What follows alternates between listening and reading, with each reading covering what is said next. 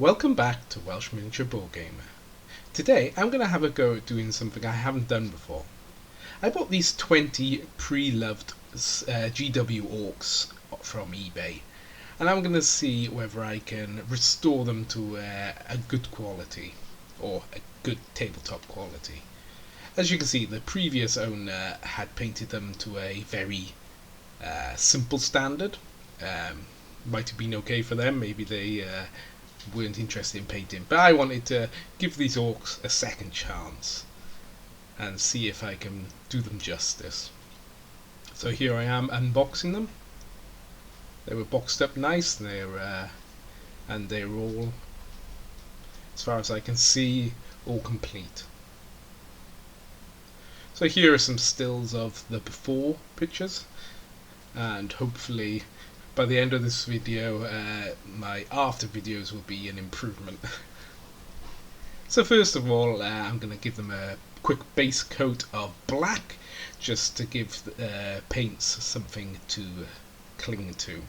Now I could have spray canned this and it would have been quicker, but the weather has been a bit unpredictable, so I couldn't really risk it. So I'm making sure that I also paint the base black to give the next step something to cling to. So I'm going to use, for a texture on the base, I'm going to use Blackfire Earth from Citadel. It's a textured paint, and I'm going to use a toothpick in order to apply it. So this is very simple. Just make sure that you leave plenty of texture, dabbing it and poking it to give it some undulation to the ground cover. But it couldn't be simpler, and it'll leave you with a very nice looking base cover.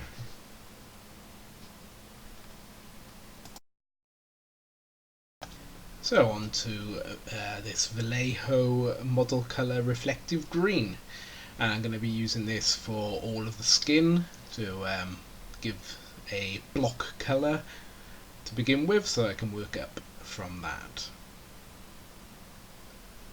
So trying to keep the green to the skin areas to avoid the teeth and the clothing, etc. It's always a good idea to try and practice staying in the right places, even though I haven't got any other colours and I can paint straight over them, so it doesn't really matter, but it's a good habit to get into, just painting the areas you want this colour.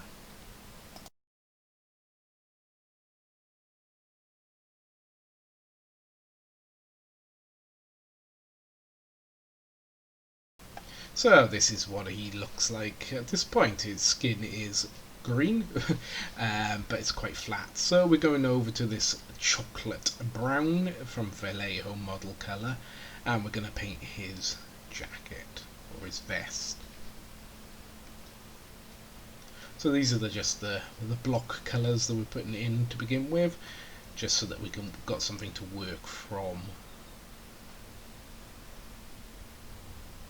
I really like the idea of painting these pre-loved miniatures.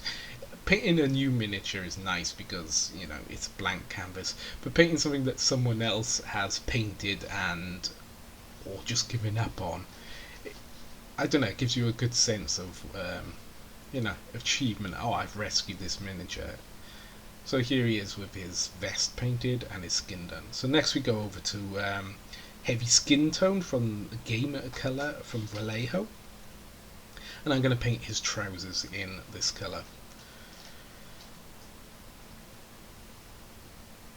Now this is a good example of, you can use skin colours to paint more than just like human skin.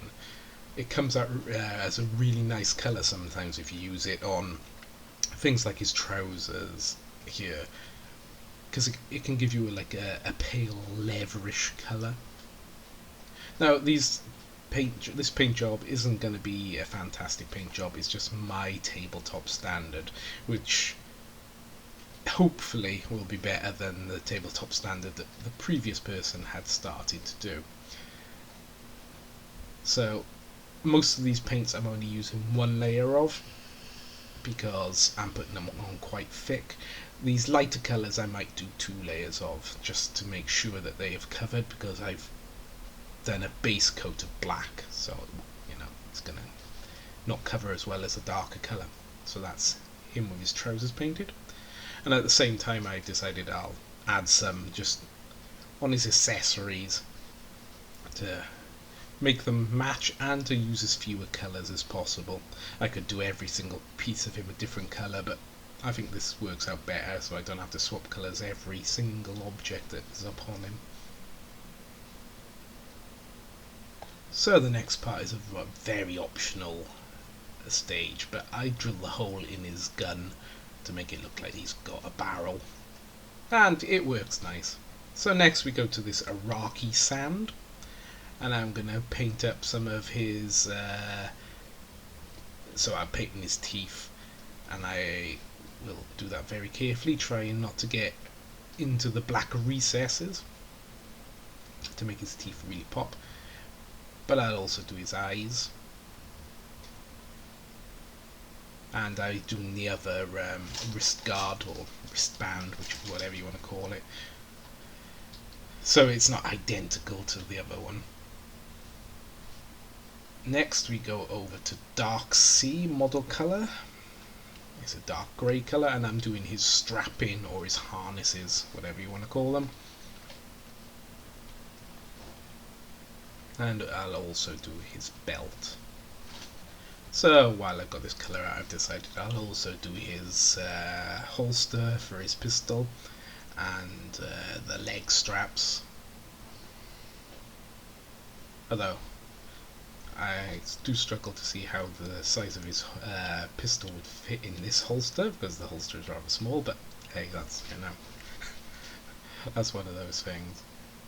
So here's what he looks like up to this point. So I decided then also to paint the boots the same colour, just so I'm not using too many colours, to make this a little bit quicker. So on to the crusted saw from Army Painter, and I'm going to use this to cover the majority of the metal objects, so it's identifying colour.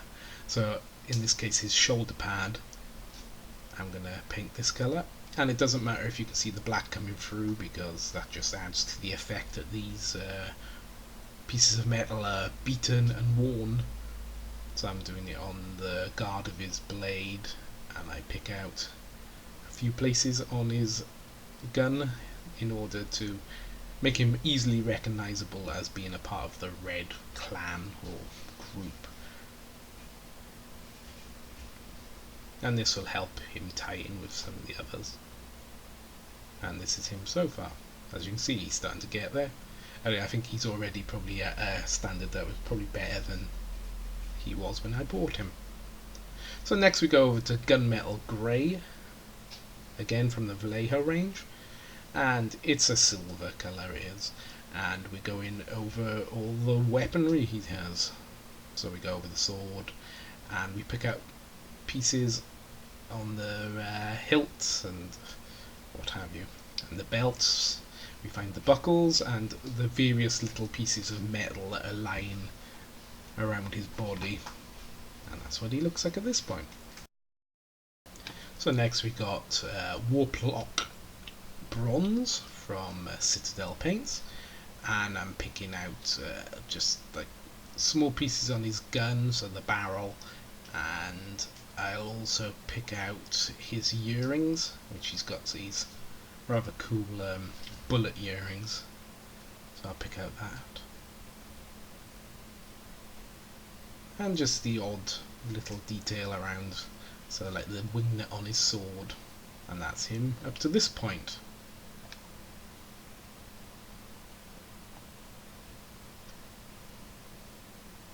So yes, go into an off-white colour, maybe the Iraqi sand or something would do. I'm going to do the bandage like things that he's got around his legs. Can't really remember what they call them, but they used to wear them in World War II in the desert, etc. So I'm going to paint these up and make them pop, and I'll go over the wrist bandage again. And here he is again at this point. He's looking pretty cool, I reckon. So now we go to shading, and we're using this Amphonian camo, and we're going over the skin to make the recesses more shadowed, and as soon as you add wash, you'll suddenly start seeing his skin look much better. So then we're going to the sepia shade, again of the Citadel range, and we're going over all the light colours, so the trousers, the bandages, the wrist guards, or whatever you want to call them.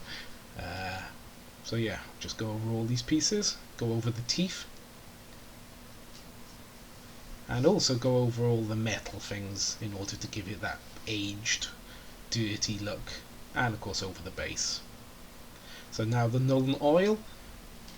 So this, I go over all the metals, the grey leathers, just to give them all some shading, and of course his boots I'm going to do in this colour as well. So this is him at the end of the shading stage, and we're going to be moving on to some of the highlights and effects next. So we've got this US dark green, and this is the first of our highlights on the skins, picking out around 50%, I would say, of the skin mass. So we want about cover about half of his green in this colour. Applying it to the raised edges, if you don't know anything about highlighting, pick out the highest points for these colours. As you can see, going along the fingers, etc. And it looks very bright at the moment, but it will die down as it dries.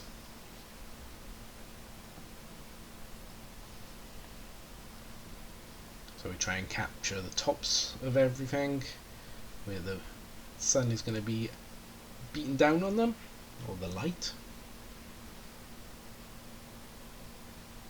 Making sure you catch the face and the fingers, etc.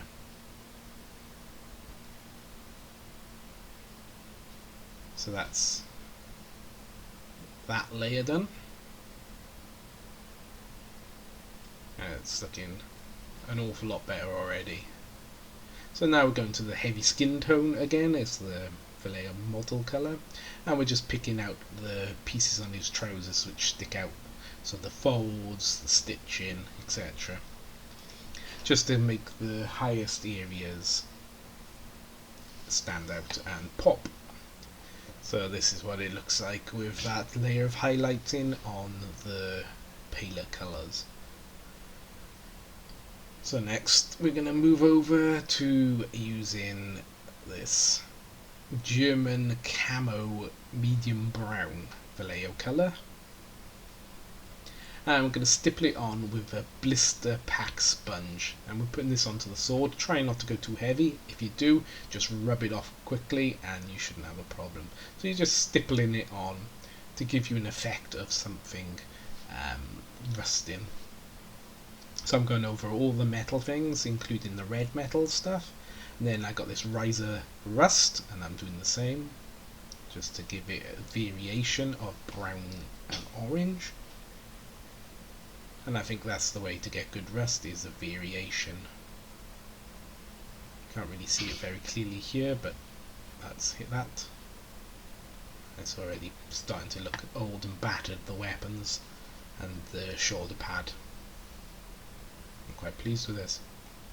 So we go over to the dry Necron compound to reclaim the edge of the blade, because the blade is going to be, the edges are going to be quite sharp, and the shoulder pad where it's been scraped. So there's a really quick, easy techniques. So then we're going over to this Russian uniform, World War II, and this is our highest highlight for the orc skin. So we go just to about maybe 10% of the body, maybe even less, and we're just getting the highest points. So each knuckle, the tips of his ears, maybe go around the scar he's got on his face, which I don't know if I'm showing here, but it makes it pop out more. So back to this base warp lock bronze, which I'm just picking out little bits like the bullets, etc. Now the Iraqi sand again from the Vallejo model colour, because he's got a bone in his 1 year. So just painting that up. And this is what he is like at this point, and we're just about finished. We've got very little to do. I just quickly go over the bottom with a Iraqi sand again to pick out some highlights, and this is the before picture, and hopefully you'll see a great deal of difference in my after. So this is them after, and I really enjoyed doing this. It's really fun to paint some miniatures which weren't looking great, and you can see that you have improved them. So I hope you've enjoyed this, and if you have, please leave a like, and until next time, this has been Welsh Miniature Board Game.